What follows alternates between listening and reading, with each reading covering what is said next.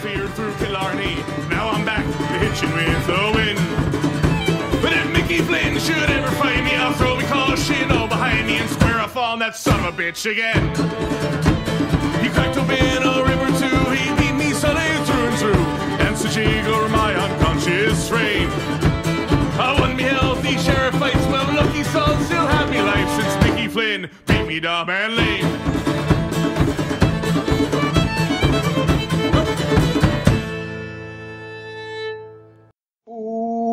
We have halted chasing the pennant tonight. Philadelphia Phillies against the Yankees. Game 1 up in New York was canceled today due to COVID concerns with the team that just whooped our ass for 3 straight games. Well, 2 of 3 games. I am Shane with the Chasing the Pennant podcast, and I am joined with Joe Boric. Joe, how are you, sir? Doing well. I'm fortunate that our game got canceled, but I've been able to fortunately watch some other games, so I've been able to get my baseball fix. I was just talking to my one friend in a text about the Sixers, so that's why that happened. But baseball fix with all the MLB TV through T-Mobile Tuesday. So whoever has T-Mobile, get your ass on that because it ends on the 2nd. So then you get free MLB TV. Just letting you know. You're like a spokesperson for them, man. That's 2 shows in a row you're sitting there popping off about that. But if you do have T-Mobile, it is an excellent deal. I'm reaping the benefits of those who do have that. Close friend, Whiskey Ramble Steve. Love you, buddy. And then I have Andrew on here. Andrew, how are you, sir? I'm a little confused, we'll get into it, but this day was kind of a mix of emotions. I mean, we don't know where to go about it, and we don't know how to take it all yet. So we're going to do the best to break it down for everyone here, and hopefully we can kind of figure out more about it as we kind of talk it out here. Yeah, so this situation, not unlike the pandemic as a whole, has been very fluid. So we're getting we're going to get information through this recording. We're recording this around 8 o'clock on Monday night right now. But essentially, this all starts with yesterday's game. Obviously, starter Urena was scratched pretty late. And 3 confirmed at the time of start yesterday, Miami Marlins players or coaches were confirmed tested positive for COVID. What we've heard mixed reports at this point. I don't think there's any way that the Phillies were not aware of these concerns. But I don't know that it's been definitively confirmed by anyone at this point that the Phillies did know. But those 3 Marlins have turned into up to now 14 confirmed players or coaches on the Marlins. And that is warranted a closure of both their upcoming series with the Baltimore Orioles and then ours with the New York Yankees. This is scary stuff. It's stuff that we knew could happen. We all went into this season, as fans, knowing the risks that the players are kind of involved in, by going out there and taking the field every single night. Andrew, did you foresee this happening week 1, series 1 of the 2020 season, where we're already going to have to scramble to figure out how we're going to go about business? Honestly, no. I think I was definitely afraid it'd happen eventually, but to say it to happen after 3 games of the season, I would have never expected that. I mean, you hear all we heard the entire time throughout summer camp is how well everyone's doing, how quarantine, everyone's doing what they're supposed to be doing. And then obviously this happens 3 days into it. And I think this just shows how dangerous traveling is. And I think this puts an alert on anyone who's traveling in recent, because that's how this happened. I mean, all these guys are being tested so constantly, and they do the exhibition games. And I think it was believed that maybe the Marlins had 1 before they traveled to Philadelphia, and that was former Philly Jorge Alfaro, and he stays home, stays off the trip, and it's believed that the rest of the team's fine. And then you have this whole thing happen. I also think this puts the danger on how often do these tests actually work for how close it is. And we'll get into this later, and this is what kind of scares me. Yeah, the Phillies are being tested tonight, but who's to say all of that doesn't come back negative, and then 3 days from now is really when whoever got it from whatever Marlin, it comes in 2 or 3 days later, and it kind of escalates from that situation. So I think this is definitely alarming, especially with how early it catches on here. And I think it is definitely a wake-up call for the league, and we'll see what kind of happens. But no, I never expected it to happen this quick. Yeah. When you take a look at something like this, and we're getting all these overwhelming numbers heading into the year. And I think at the league start, and don't quote me on the number, but I think there were 14 current confirmed cases in baseball by opening day. And none of whom were with the Philadelphia Phillies, although we did learn that Brian Price at this point, we believe, not confirmed, they can't confirm it yet, is someone who does or is dealing with symptoms of COVID, I guess. But, at the time, it wasn't a direct concern for Philadelphia. We see here now the league scrambling. They had the emergency meeting today, this afternoon.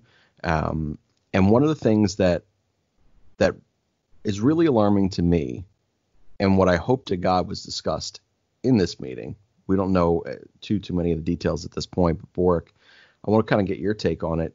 This was seemingly a player's call. By all reports at this point, we're seeing, Miguel Rojas, Martin Prado 2.0, future Phillies killer for the duration of his existence in Major League Baseball. He sends out a text and says, "Fuck it, we'll play. Well, I'm not concerned. We're good here."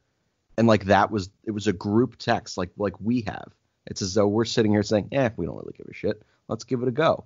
And ultimately that was a really irresponsible choice. And I think it's unfair that Major League Baseball, at least to this point, what we believe, allowed that decision to be someone like a Miguel Rojas or a player or a coach or a trainer or anyone in there.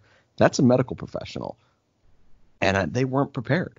Bork, what is your feeling at this point on the level of preparedness that Major League Baseball has in place right now for what's going on? No, I completely agree with what you were getting at. I mean, I think you have to have more protocol in line. You can't have a group message or a team meeting, because at first it was called a team meeting per one report, then it was called a group message, so who knows what the hell it actually was. Either way, whatever the case, you can't have the players. I forget what analyst it was, but I responded to someone's tweet today, and I said the players should not be the people calling. I don't know about you people, but I don't think the players should be the ones calling when two health officials said you shouldn't play this game. Meanwhile, the league's like, we'll leave it up to the Marlins players. It's like, that's not really the best decision when two health officials. That's the problem, really, too. The league, really, in this season, I kind of hinted at it in our group chat, probably shouldn't have the final say.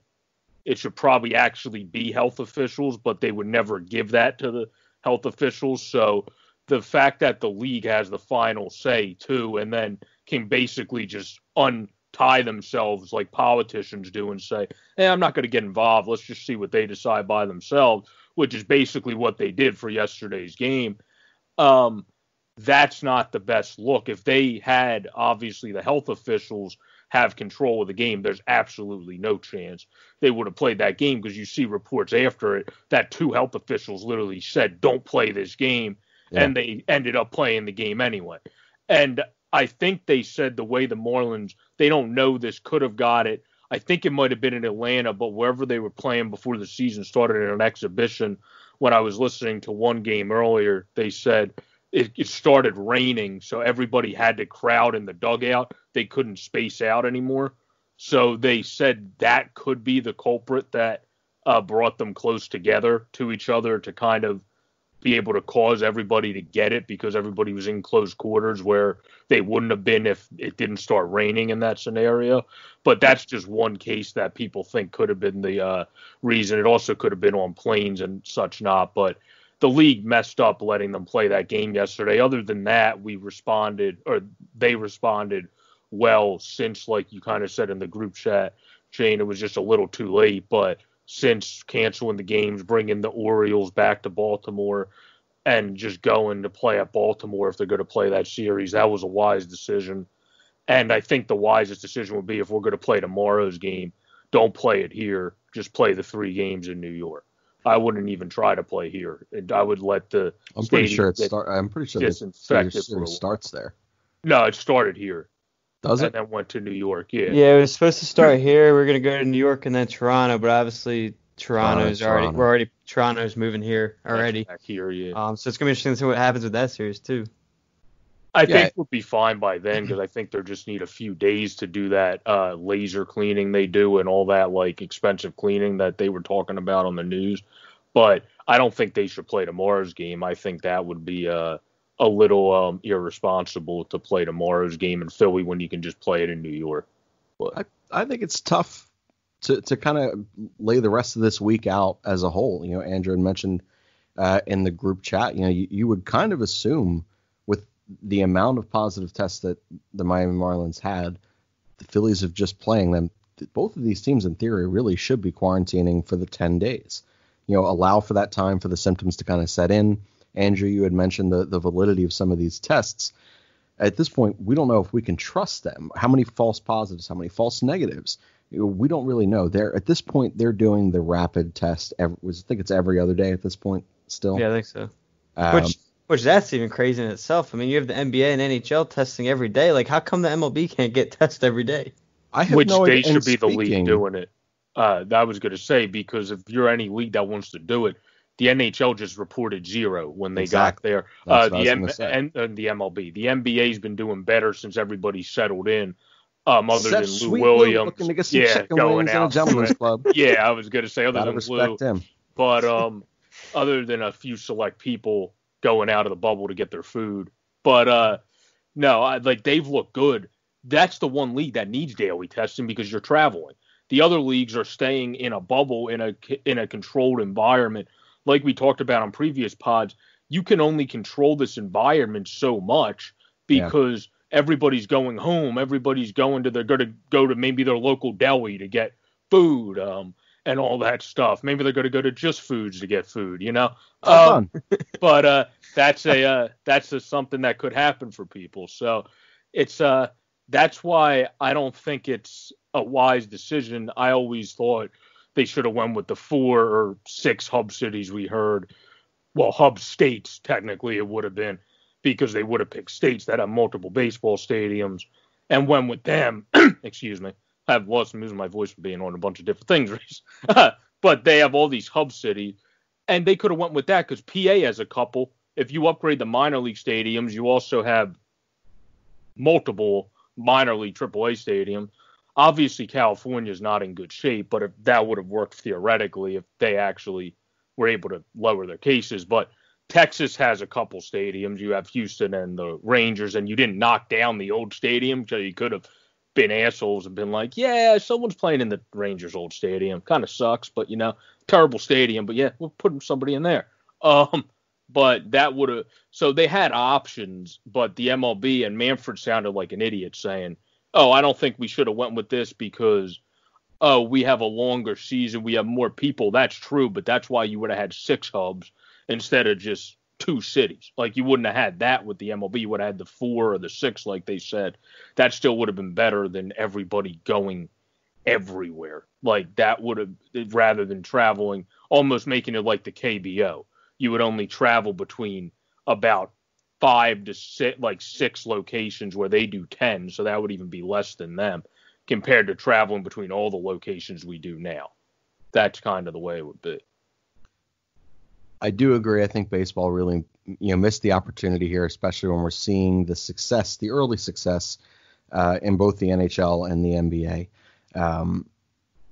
I mentioned it before. I do think it's tough as a player to sit there and say, all right, we're not just completing the last week of a season and then postseason. We're going to play an entire season and an entire postseason whilst living in a bubble. I do think that's a different mindset. A number of big name stars came out and spoke against that. So I do think baseball tried their best in those negotiations to kind of work that into the cards. But I want to kind of get back to right now the fact that Miguel Rojas and that text at this point was kind of what was most alarming to me. One of the things that we hear just as common people as we're walking around out here and we're going to our, I'm going to my bank and you're going to your school and work, you do what you do. I actually don't know what you do for work, man. But every day we have to fear whether or not a coworker is going to say, shit, like my company isn't doing enough for me that even if I feel a little not great, I got to risk it and I got to go to work. or maybe someone just loves their job and they just sit there and say, you know what, I'm not feeling 100%, but I'm going to go in. I doubt it's COVID, or I doubt it's as serious as it is. And these people may go in. Now we have these, superheroes to a lot of people. We got Major League Baseball players who are sitting there in their clubhouse watching their brothers out there saying, it's COVID, it ain't that bad. I don't have any symptoms yet. Let's just go play. Fuck it. That's insane. Them doing those types of things almost validates the person who comes into my work who doesn't feel 100% or who maybe went across state lines and isn't self-quarantining or following those procedures. When you start seeing it on a stage such as sports, it has to bring some concern into the common day people in life as well. Andrew, I don't know about your feelings towards that, especially being in a school right now where that is still very much so up for debate, and whether or not these people are going to be allowing for traditional classes to come back, and are there talks at this point of those going away? How do you think Major League Baseball's handling of this and the news that broke today of the way that game was decided to play impacts the people like us? It impacts us a lot, and this is where I'm highly, highly disappointed in the MLB players themselves and Rob Manfred in charge here. And I just take many issues with this. And first I'll start with this. You had everything that happened to the Phillies back in, I forget when they started these summer camps, but you have everything that happened. There's reports that a couple of our minor leaguers and whoever else was in Florida at the Clearwater Stadium, a couple guys get tested and they test positive. And then you start camp and you have guys like Aaron Nola and Adam Hazley who never were confirmed to have it, but they were confirmed that they were around people that had it. So they had to start camp late and quarantine themselves. And that was, quote unquote, not only a Phillies team thing, but a league thing. So if these guys are around players or around people not in the game and they had a quarantine, where's that to step in the league here? Like, how are you allowing a team full of these issues? And not only that, come into Philadelphia because they had a couple guys test before they traveled. So how are you allowing them to travel already, and then they come in, test positive, and still allowing that game yesterday to play? And this is where I take issue with it as well is, as you mentioned, how can you trust someone? I mean, we go into our everyday work and someone has somewhat of a sickness, and we got to trust them that they know what they're doing. They're coming into work, and they're not going to cause any problems. But this is where the trust lies, and I think this is not only a baseball issue, but I think this is an issue we're having around the world itself. And you compare it to the KBO League, who's doing fantastic, and other leagues in New Zealand who have started up, and they're not having these problems because they were able to take it. They took it personally. They kind of trusted each other. If you weren't feeling good, you sat out, and that's why they're getting better. And what disappoints me here, and I have nothing to do with the league. I don't go around any of these guys, but again, it's the trust factor, and I don't. It kind of feels weird to bring him up because I have no obviously relations to him, but I mean, you always hear how all these guys are brothers from team to team. Obviously, something might happen on the field, but when it's all said and done, they're playing the same game, they're fighting for the same things, they're fighting for the same trophy, and the quote unquote brothers. Well, you know all the issues that they have. You know that. I mean, the guys around the league know that Didi Gregorius has the problem, and we know that out here listening that's why he's wearing a mask. So you know he's at a high risk, and you're going to go out there and not only risk yourself and your teammates, but the team you're playing when you know he's got an issue. And you see another brother that they have here, and again, sorry to bring him up, but Eduardo Rodriguez of the Red Sox, who's in serious condition now after starting camp and getting the virus from starting camp, and now he's in a serious condition where we don't know what's going to come next for him. He came out and confirmed it earlier, or late last night or earlier today, and we don't know what's going to happen next from this. And it's a shame that this is coming from it, and this is where these guys need to be able to trust each other. And I think after this weekend, not only do you lose trust from the league not stepping in to kind of halt the game from playing yesterday and postponing it, but trusting their quote-unquote brothers that they can't even say that we can't play. And that's where I take issue in it. And like you mentioned, this will have an impact on us. And I think the impact for us outside the game is going to be different. I think for me personally, this is more alarming to me. And I'm going to take it even more serious because when I see these guys who are in 10 million times better shape than I am, and it's getting this serious for them, it's alarming to someone like me. And it's a shame, but on your end, it's like you said, it's going to impact other people the other way, and they're going to see, well, these guys aren't taking it serious, so why should we take it serious? And we should keep going out there. And it's a shame. it could be a blessing, but also could be a shame that this is happening right before colleges get back and college sports might get back. And we see conferences here throughout D1, D2, and D3 that are making decisions whether to push it back to October or even cancel until spring. And in a time right now where they're trying to figure out what they're going to do, I think all leagues got to kind of turn to this situation and learn from it, and hopefully it impacts it in the right sense. For me personally, I think this should kind of push traveling sports back if you can't figure out a bubble, but we'll see what happens. That's me personally. Yeah, I agree with that. And you also talked about not trusting the league also on top of players. What I was talking about before we started the podcast a bit, Carl Ravitch said the way that what would force Manfred to pause the season would be a team losing a number of players that rendered it completely non-competitive. First of all, what the hell does that mean?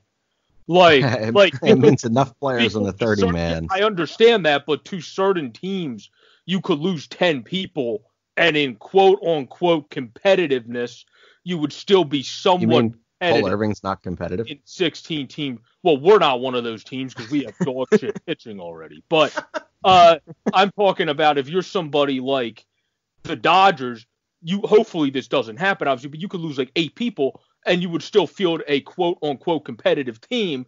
And baseball would be like, well, they're still competitive. It's like, that's great. They still lost 8 to 10 people. Well, see, sorry to interrupt. The way I take his words, yeah, the Dodgers could lose, say, 10 players, but you're not going to be able to replace those 10 players right before that game. Yeah. So I think, like you mentioned, Shane, before the show, you got to read. Everyone's going to read into their words in a different way. And I think that's another way to spin it is maybe he's not talking about like actual competitiveness. So this team is fighting for a playoff spot and this team isn't. So we're going to cancel their game. I think it's more if so many guys are gone, you can't just say, okay, I mean, who knows where everyone's teams are. Like if the Phillies are in, say, Baltimore, I mean, I guess that's kind of close. If the Phillies are, say, in Atlanta, and we find out that 10 guys can't play an hour before the game, you're not going to be able to call up Lehigh and say, we need 10 guys, send them down. Oh, no. So to that point, that's not going to be a competitive. So you'll be at a disadvantage in competitiveness there. So I think that's another way to kind of spin his words and see the way it goes. But yeah, I don't know. There's so many different ways. There's different ways you can spin everyone's words. So it's going to be interesting to see how it comes out. I really don't know how that. Yeah. And what's sad is I don't think the league knows. And I mean, I think you said it, Shane. They're scratching to figure out what they're doing. And it makes me question. You hear that they had a 100+ page report, and they still don't know what to do now. So like, what's in those? What's in those 100 pages if they're scrambling like they've never even talked about this before when the first incident happens? That's what kills me. You know, I'm someone who I overanalyze and I overthink everything. I have conversations with myself in preparation for things that might happen, and then conversations with myself about things that have like a 0.00001% chance of happening. Why? Because I need to know that I've set myself up in a way that I was prepared for something that is almost unfathomable. This is shit that we knew. We knew the severity of what was going on. We understand how it's spread. We understand the risks and what is deemed a high risk or a low risk. We understand how these rosters are going to be structured, where everyone's teams are. And in a 131-page report, these things aren't covered. These things are you don't have a contingency for every single thing. You don't have a definitive answer for every single thing. What the fuck did you do the entire time that we were in these negotiations that we were definitely concerned with player safety when it wasn't at all about money or the upcoming CBA agreement in 2021? It was definitely about player safety. Fuck off. What player safety right now? The very first thing that you don't have a fucking answer for. You had to call an emergency meeting. To me, if this happened, yesterday's game should have never fucking happened. We should have already known the implications for the rest of this week for each of these teams and for anyone else that we may have played in the last 10 to 14 days. We should have fucking known. And they don't. They have no idea. And that's so alarming. So one of the things that I kind of want to ask each of you is, what would you like seeing done? We sit here and we've mentioned that it seems as though the players, and I'm sure this is not 100% accurate, it's just the way it's being sold to us at this moment. But we hear a group text or a locker room meeting says, sure, we're going to play. We feel good about this. To me, that isn't on the player. Players are going to want to play. Just like I'm going to want to go to work to make money. At a certain point, someone else has to take that decision out of their hands for the betterment of everyone. Fucking everyone. Mm-hmm. To me, that's a Manfred thing. At what point, so this is two things. One, what would you guys want to see done right now, or what would you have wanted to see done over the last 48 hours, if anything different at all? And then how hot do you believe Rob Manfred's seat is? And do you believe that he is someone that should probably walk away from his seat at this point? So I'm going to start with you, Bork. Yeah, well, he totally should walk away from his seat at this point, but that ain't happening because, like, when I was listening to a podcast earlier on baseball, they were talking about Manfred makes the owners all the money, and the revenue for them has gone up since he's came in, even though attendance has gone down. So they're not going to get rid of him because the only way you can get rid of a commissioner without him stepping down is ownership ousting him. So that's obviously not going to happen. What I would have liked to see happen was having, like we kind of hinted at already, stop yesterday's game immediately, had the thorough cleansing of the other team's room. If the Marlins would have probably still been staying here, but got them out of there immediately and got the Phillies out of there immediately. And then, like, the MLB kind of talked about this when we were hearing about all the protocols coming out initially, like when COVID came in, and Manfred kind of hit it at it today. We talked about in our protocols, we were going to try to contain it to a sector. Well, how are you trying to contain it to a sector if you knew about it happening to a team? Containing it to a sector would have been saying, let's not play, thoroughly cleanse that clubhouse, send that team to quarantine in Philly in their hotel and not play that game, thoroughly cleanse it. And then if you think the Phillies are okay, that might still not be the wisest decision. But if you test them and think they're okay, play the games in New York and let CBP be cleansed for the 4 days it would have been then, because we would have played all 4 games in New York. That could have worked. I still would have rather seen at least a 48-hour period, probably canceling the 2 games, because it takes 2 days, about 3 max, for people to really test positive if they come in contact. So I would have rather seen at least the first 2 games move, but we know that's not going to happen for money purposes. So that's why I said I would have liked seeing play it in New York, just have canceled it immediately. But I don't know why. Like I said, health officials should have been the ones making the decisions, not the players. You're right. It's not on the players at all. And it shouldn't have been the league making the decision, because the leagues eventually go to come between, well, do we want to make a decision to make less money for airing 1 less game, or which obviously had to happen anyway. They had to air 2 less games today. So, or do we want to try to play the game? Well, obviously they paid the price anyway, because they could have potentially had just lost 1 game, and then they ended up losing 2 games today because they decided to play 1 game. So, Andrew, what are your thoughts on that? I think you mentioned a lot of good things there, and I think they have cost themselves a game or games here. And you mentioned, I agree, they should definitely not have played yesterday. I think, with what came out, I don't see how they justified playing, and I think that's issue number 1. To answer the first question you had, Shane, about what I want to see done, and honestly, one of the first things I wrote down when you asked that question is, it's simple. Enforce your own rules that you quote unquote put into this league. I mean, throughout this entire time, we all heard the safety rules that the players have to do. We see they're supposed to space out. We heard the extra guys are going to be sitting in the stands. They're going to be spaced out in the dugout. Well, I don't know about you guys, but I'm watching those games this weekend. Everyone's crowded in the dugout. After a home run, after any run scored, they're all high-fiving each other, hugging each other like there's nothing wrong. What happened to the rules of no high fives? What happened to the rules of spacing out?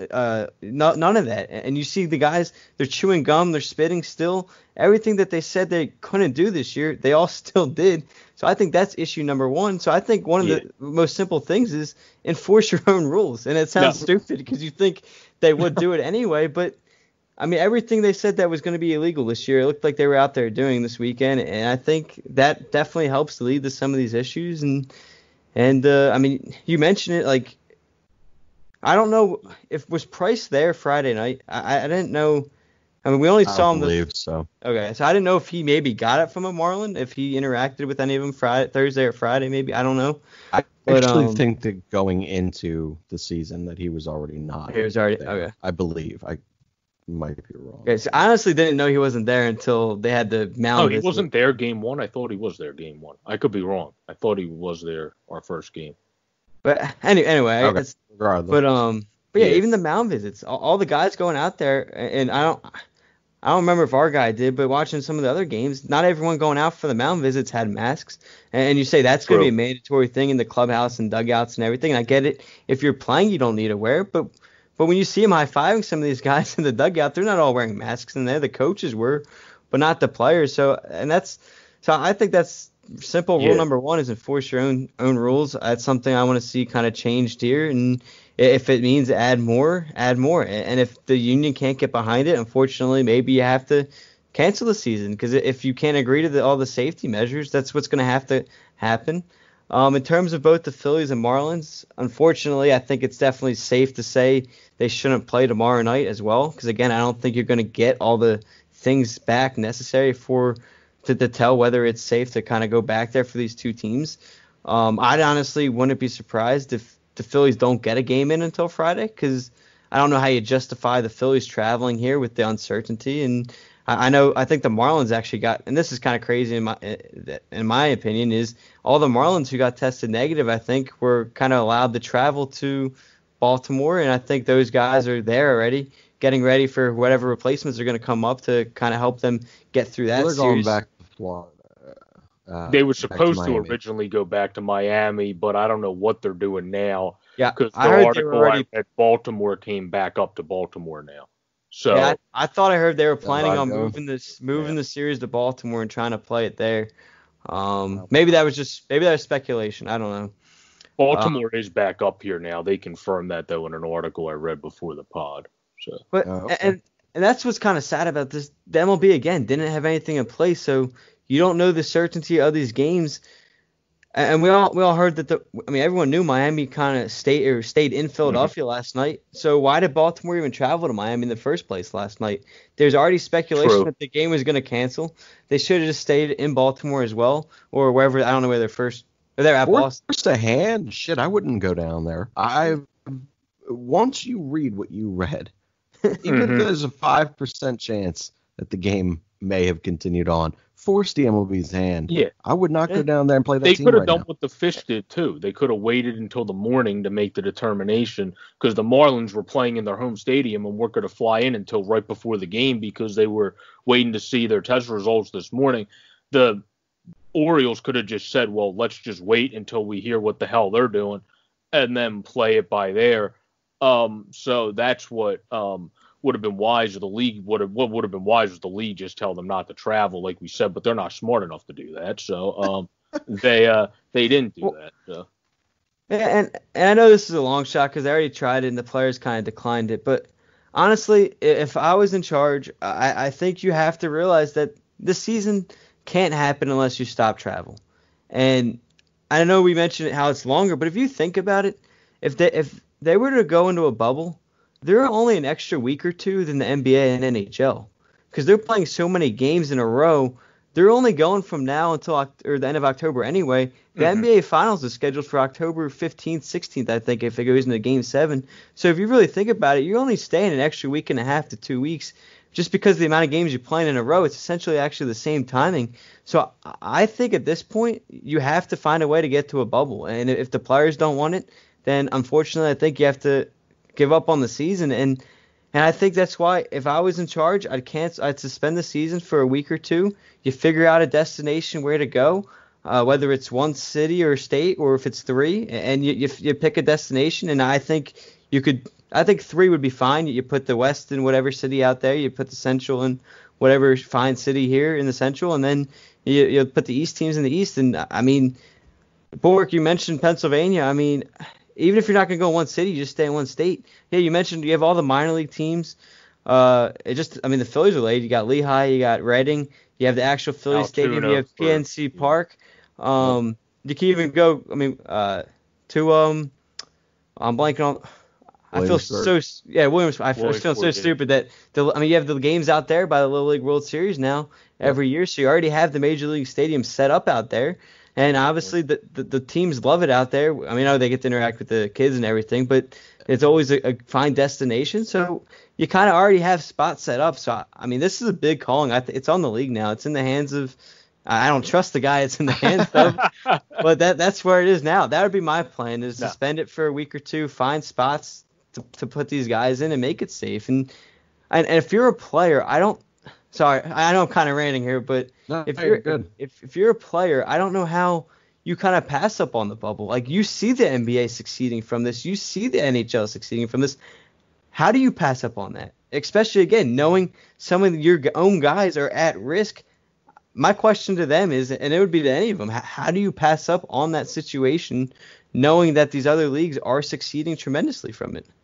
Yeah, no, that's a good point. But my only concern is the reason I feel like they missed the opportunity to do that is now the West, obviously, like I said before the podcast, California's not looking too good. And ideally, your state in the West would have been California, because you have San Francisco Stadium, you have Petco, you have Dodger Stadium, and you have I'm missing somebody, I think, but and then you have, well, you could even use, if you wanted to, you could go to Seattle. That's not that far. That's right up to, that's a bus trip. So you could even expand it to that if you wanted to use an extra stadium. But they're not doing good in California, so that's a major concern for out west. The Central, they would probably be able to find somewhere, and PA would be fine for the East, because the only reason we had our cases go up a little bit is because we have this percentage of people that go down the shore into a house of 100 and some people, don't wear a mask, and are complete buffoons, and then come back and raise our case rate.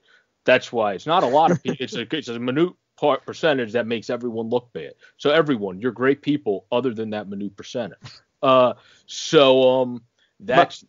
That's what brought up our numbers. So I'm confident PA would be fine if we had a host state.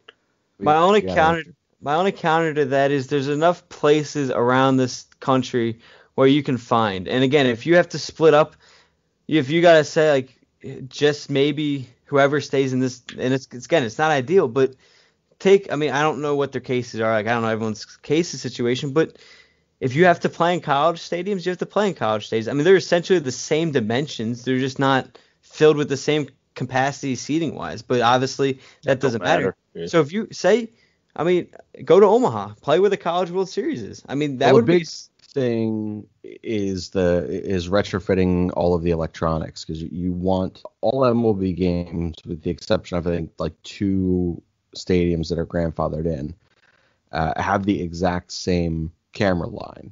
So you have to find that line everywhere, and then all of the bullpen cameras and all of the dugout cameras. That's what you end up having to fit. It's not so much the dimensions of the park, because everything's 90-foot base paths. Yeah. Most things are 330 down the line, and anywhere from 400 to 420 in center. It's all of that stuff. I'm curious. That makes that a little more different. Is that Fenway and Dodger Stadium that are grandfathered in? Because that would make sense as the classic. I want to say it's actually Arizona and Kansas City. How the hell did Arizona and Kansas City get grandfathered? Well, I don't know if they're grandfathered in, but whatever it was, it might be because of all the architecture in center field. Okay. But those lines are a little different than almost everywhere else that you're going to watch a baseball game. Just the same as when you watch a spring training game. Like, those games are not the line, the camera view that we see is not the exact same. So that's kind of the thing that you end up having to do. And when they talk about retrofitting these stadiums for what it would be, it's for the televised portion of it. But again, I think both you guys bring up really valid points, and especially with the realization that may probably messed up and not going to a bubble. I don't believe. Look, we're going to be dealing with positive tests all year. Hopefully, it's just a case here and there, and it's not almost half a roster at this point, as it is in Miami at this point. But the more cases we have like this, I don't know how the league sustains playing. I just don't see any way that they safely can do so. And I do believe that at some point this season we're going to see a work stoppage, and there's going to be a period of evaluation. I don't know that you can retrofit any stadium. I don't know that you can get the licensing and everything done to find your hub stadiums in cities or states or whatever it is that you're going to do. I don't know that you can find living situations for all of these guys to go to any one of these things on the fly. If these are things that they couldn't settle during 5 months of quarantine, I don't know what they're going to do in 2 weeks. And I sure as hell do not trust anyone right now in Major League Baseball's ultimate front office. All things considered, what we've learned over the last 48 hours here, how we've seen this handled, how little we believe they are prepared for this to happen again. What percentage, and I'm curious for each of you, what percentage would you guys put that the remainder of this Major League Baseball season actually gets completed? I'll start with you, Bork. I don't know. I'm usually the more optimistic out of me and Andrew, so I can't have a lesser percentage than Andrew. Let me see here. 60 is not that high of a percentage, so I would be fairly safe with 60. So only giving a 40, 60, 40. I love you're working through this right now. That's what does Andrew do? I can't go lower than Andrew, so let's go to 60. It seems like a safe bet. No, I'll go. I was going to say 65, so I'll keep it at 65, 35. Okay. I'll say that there's a 65% chance, because if they can keep it contained somehow, because they talked about this, like I said, in the original memos of saying, oh, well, when it comes out, we want to keep it contained to one sector. Like I said a couple minutes ago, you probably shouldn't have played the damn game then if you wanted to keep it contained to one team. But, that happened already. So, step one. So I feel 65% confident that the rest of the steps are going to be okay. I was say you sounded pretty confident the season would go on and finish, but you're making points on why it gets shut down. No. Because as long as they do what's smart, like we said, and maybe they don't even play tomorrow's game too, and they're wise for once, then we would be decent. But every other team's doing fairly good. I listened to a bunch of broadcasts, and a lot of people are saying that their cities are looking good. And like I said before the podcast, there was a report, it was on the Red Sox broadcast. They said somebody reported they talked to Baltimore's players and they talked to our players, and they said as of now we're not overly concerned. So that's at least smart. Good news, I guess. I'm concerned and I'm not playing. Yeah. So I don't know how to take that, but I think that's decent news. But to me, I think if every other team's able to figure it out, and they don't play in CBP until Friday is the first game of the Toronto series. Correct. Yeah. Yeah. If they don't play in CBP until Friday, that would be a wise decision, and they might be okay. So real quick to touch on one of your points about what the players are saying. It all depends on what players you ask, because I've honestly heard other things about it. I've heard a lot of players are very concerned. I sent the one in the WhatsApp today about Martinez, the Nationals manager. He was out there. He said he was starting to get emotional about how scared he is, because he's at a high risk too. So he's scared about his own health, because everyone likes to talk about, the players will be fine, but you gotta remember, coaches and managers aren't 20, 30-year-old guys. No. They're usually up there in their 50s to 70s, and 50s is pretty young too for some of the managers, for a lot of the managers. So those guys are already scared because they're at high risk. So he's out there defending his players and talking about how much their family and stuff, and he's getting emotional. And I think, and that's another thing that put it into perspective to me. And then today you see before the White Sox game, they kind of have their manager. They go to their bench coach to coach today's game, because their manager speculated to have it, as he was having symptoms this morning, but he didn't get his test back yet before his game. So if a manager has it, he's had meetings with some of those guys. So who knows where else that's going to stem to.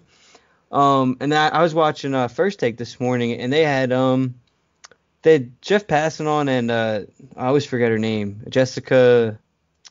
I forget her last name. The ESPN reporter. Not Klein. That was covering the KBO league as well, announcing a lot of games. Jessica Mendoza. Is it Mendoza? Mendoza. Yeah. Jessica Mendoza. She said she was on there and she was talking to guys like Trout and other guys, and all they were saying is how scared they were and how concerned they were for going forward and stuff. Oh, so yeah. It really just a speculation of who you talk to, and like Shane said, it's just a matter of which lines you want to read into because everyone's different. So, and honestly, I'll answer the question now. I think, and this is really pretty different than what. Yeah. I Joe just wanted said, to say, though, I was given a report on just the Red Sox and Orioles, so people don't think I was talking about, or not the Red Sox, the Orioles and Phillies thoughts, so people don't think I was talking about everybody. That's all. That wasn't everybody's thought. No, yeah, I was just saying because it just depends on who they talk to, and everyone's going to put out what they want, kind of, with the way media is today. But I'd say I'm pretty skeptical on how far you're going to get in the season. I honestly don't feel confident it's going to end. And kind of some of the reasons you mentioned, Joe, is because I don't trust any of these guys at this point. I mean, the first case of the first weekend, you have guys trying to hide it. You have Manfred not stepping in, doing his job, so the cases only escalate. Yeah, we already seen in the summer camps a mess of how delayed some of these tests got, forcing you to cancel game after game or cancel different practices and whatnot. And my question is, at some point you're going to get into the season, and maybe this part was in the 100-page details, but at some point in this season, you're not going to be able to make up so many games. So say, for whatever reason, say the Phillies, or not for whatever reason, we know the reason, but say the Phillies got to cancel the entire Yankee series. You're down 4 games. You're not going to be able to make up all 4. Maybe you can make up 1 or make up 2. But same thing with the Marlins. You have to in a 60-game season, though. Will Middlebrooks brought that up, and he said it's a big factor. 1 game in a 60 love this, man. Can affect the whole. Yeah, but that can affect the whole landscape. Then it's physically not. You would have to have double headers like the White Sox are doing, and hope you can have double headers because the White Sox. We'll see how that works tomorrow because the White Sox game got rained out. They're going to try the first doubleheader during the COVID era. So, well, first off, that's a risk in itself to put them out there for that long. But second, it's an advantage there because they only gave up 1 game. But say the Phillies got to cancel their 4 against the Yankees, or even just 2 or 3. This is the only time I believe they play the Yankees. So you're not going to be able to say, oh, let's do a doubleheader, because these players are going to want those off days. They're already playing 60 games in like 66 days or something like that. So you're not going to have the availability like you do in a normal season to use an off day to play that kind of doubleheader type game or whatever. And I really think at some point you're going to sit down, and by the end of this year, you're going to be looking at a team. Maybe it's the Phillies after this week, but they're only going to have 52, 53 games under their belt, or 50 games, while you're going to have whatever other team say 58 games. And it's like, how do you justify who makes the playoffs? Because you're not playing a full 60 games. So you're already running into all these issues, and I've never heard a plan on what they do if a team doesn't get a full 60 in, and on how that hurts their playoff or helps their playoff chances, whichever way you want to spin it, depending on what kind of year it's been for them.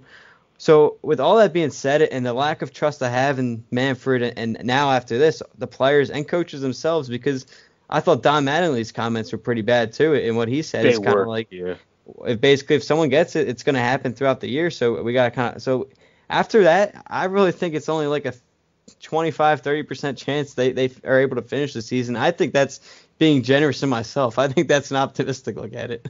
Yeah, man, I was sitting right in that same window as you. You know, I had jokingly said today 28%.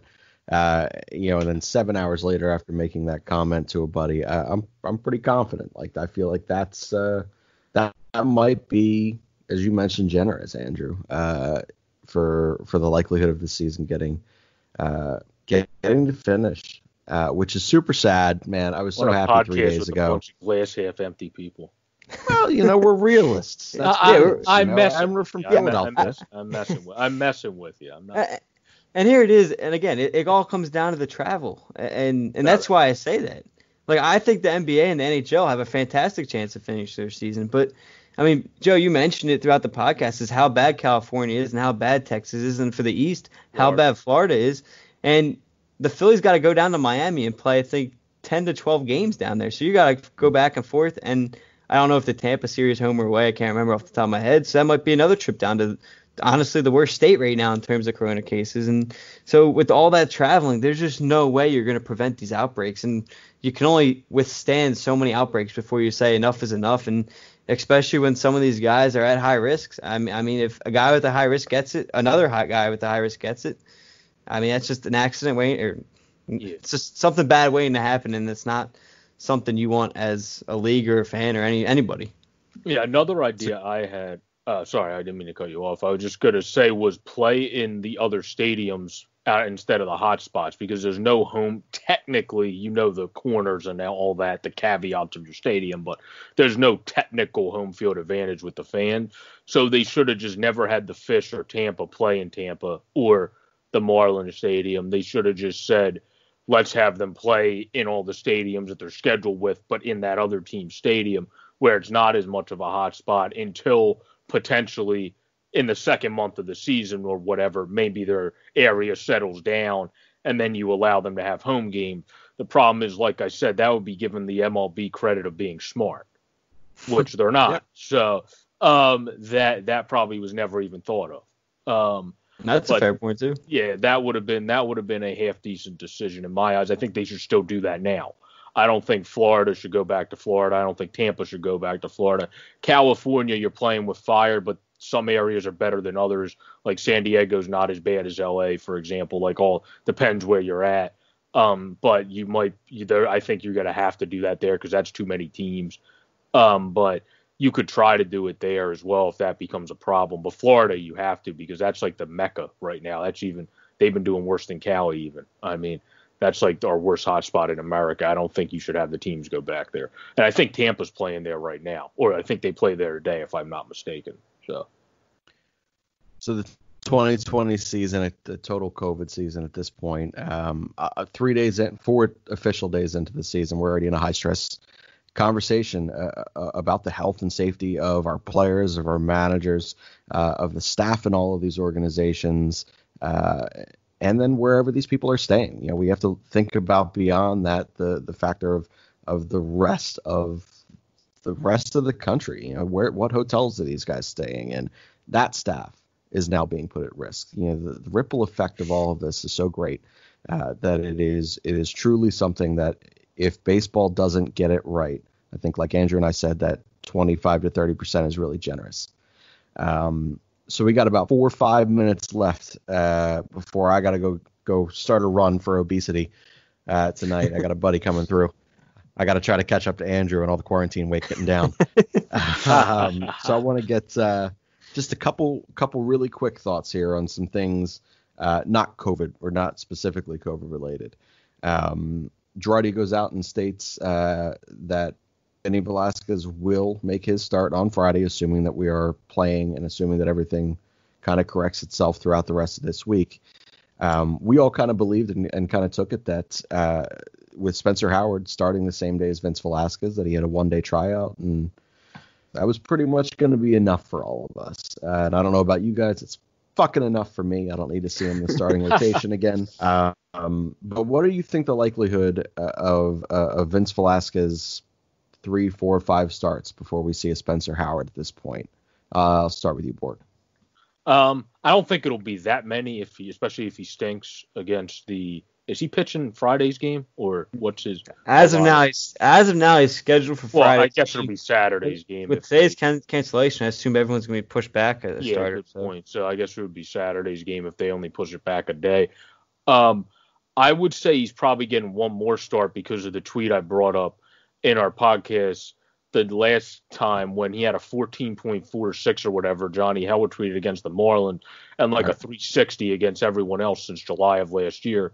So I think they probably looked at that and went, well, let's see what the hell he does against someone else. And then if he stinks against someone else, then there's absolutely no reason he should make a third start. He should be moved to the bullpen and Spencer Howard, unless if Jake or Zach look even worse than Vince. That's the only reason he should make a third start. If Jake, which hopefully doesn't happen, if Jake or Eflin look worse than Vince, then you might kick one of them out for Howard. But other than that, that's the only reason. All right, Angel, I'm going to go to you for a different question here, so we're running on time. Does all of Philadelphia owe Gabe Kapler an apology at this point when you sit here and we take a look at we're only 3 games into 2020, but I don't know about you guys. It's the exact same fucking team that I've been watching for a decade. This organization has run out there the same thing with the same philosophy, and it hasn't fucking worked. We see a guy in Girardi who has excellent bullpen command and knowledge, especially being a former catcher. He understands this game, and he's got to go out there and pitch with Raymond Rosso. He's got to pitch out there with McLean, Cole Irvin. Do we owe Cap an apology? Now, I know we're all pro-Cap people here because we're good humans, but for the rest of Philadelphia, do they owe him an apology? Absolutely. Yeah. Cap absolutely deserves an apology, and to keep it short, I'll just say this real quick. First, like you said, Girardi dealt with the same thing, and first off, Girardi did the exact same thing Cap would have did. He would have pulled Vince yesterday in that situation, and he has no one else to go to but Cole Irvin or maybe Nick Pivetta, but Nick Pivetta didn't look good either, so whatever way you want to spin it, I mean, it still was going to end up bad, because you're not going to use Tommy Hunter that early in the game. And then for reason number 2, look what again, don't get me wrong, it's only 4 games, but for him to go into L.A. with that San Francisco team and find a way to win and split that series at 2-2, like that just shows what kind of manager again, it's only 2 games, but he comes in there, splits that series. He clearly elevated that team to another degree. He's missing his best player, quote unquote, for opting out in the season, and Buster Posey, so he doesn't even have that kind of guy right there. And you know what the difference is? He has young arms that the Giants have a farm system that I don't know what it's ranked in the national prospect rankings or whatever, but they have arms in there that were believed to be pretty good. They're just put in better situations than the Phillies were. And those arms, again, they're going to work. They're expected to work out better than a lot of these Phillies arms. So he's doing nothing different out there. I watched a lot of those games. He's still pulling those guys in the 4th, 5th inning. The difference is he's got young arms that are working out because they have a lot more talent than he does here, and they were able to steal 2 games. So I really think, and maybe it's too early to give him the apology, but I think by the end of the year, you'll definitely see the apology, or you should see the apology he deserves. He definitely should see the damn apology he deserves. He has Darren Ruff, the former KBO MVP, hitting 375, looking like a whole new hitter, poking singles out there and not even going for power. I mean, how we thought when we were all talking about Gabe getting hitters all off keel, I guess that was all John Maley, because he looks like Darren Ruff and him are getting along very well so far. So Darren Ruff's going to get along with anyone who allows him to play in this league. Oh yeah, I understand that, but he's actually looks like a new hitter. That's why I was like, are you telling me the Giants, along with the KBO, made this man into all of a sudden, oh, I can go the other way? It's like, yeah, you could have done that before. Someone tell Gene Segura that. So Cap, we know you don't listen to the show anymore because we took your name out of it, formerly known as In Cap We Trust. On behalf of the entire city, we're sorry. They were wrong. We were right. We loved you. I still do. I think you're going to do great things out there in San Francisco and wherever you inevitably end up after that when you get fired after 2 years for no fucking reason from that too. But man, it ain't his fault. And it's not Girardi's fault. When you got a donkey of a pen out there like that, it just ain't it, man. It's a tough go for the Philadelphia Phillies management at this point. But listen, guys, so we recorded this one on Monday night, seemingly because we don't believe there's going to be games for the next at least several days. Obviously, tonight's game was canceled on Monday. So for listeners, we will not have a Tuesday show. This is your Tuesday show. Or at least I don't believe we will. Who knows? Maybe someone will get bored. Or get into a fight with their significant other. You never know. Shit happens. We might get on the mic again. But for all intents and purposes, at this point, this is going to be our Tuesday show of the week. And we will be back on Thursday, hopefully talking about a baseball game or 2. We don't know. We'll see how that all plays out. Again, all very fluid. So we'll keep everyone posted on the Twitter account, which is at AMYP Phillies. Sometimes we even manage it. And then beyond that, you can actually get all of us and our updates and retweets and things like that on our personal accounts. This is something we haven't done in a while, but I got a request for it, so I'm putting it out there for the next several shows. We'll go to it. Borek, what is your Twitter account for the followers? At JJ Borek 26, Borek is how you spell my last name for people that don't know. All right, and then Andrew, with a significantly more difficult last name, where can we find you? Mine is AJ_Santangelo, which is SANTANGELO. And then you guys can all find me. It's at Shane_Mead. I'm not spelling it. Just find me. We also have the podcast account. It's at AMY. UK sometimes when people try to spell my name. That's why I spelled it out. I don't want them doing the John Borg. I'm not knocking on it. First of all, I don't want to talk to anyone on Twitter. So if they can't find me, that's fine by me. You guys can definitely find the rest of the podcast team here. That's cool. They'll all chat with you. I'm just kind of grouchy and old.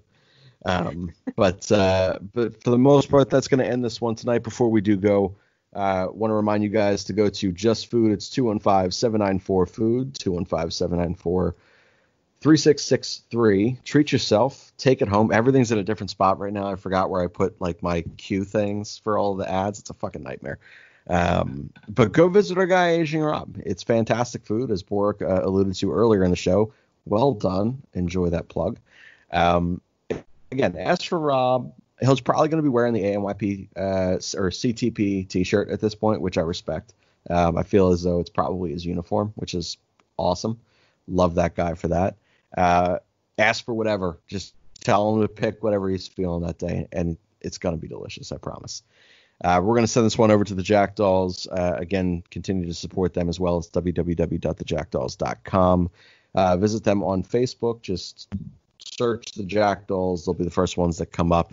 They're even trying their hand at teaching you how to cook things. They taught you how to cook an Italian sauce, in which they called gravy the other day. News to me.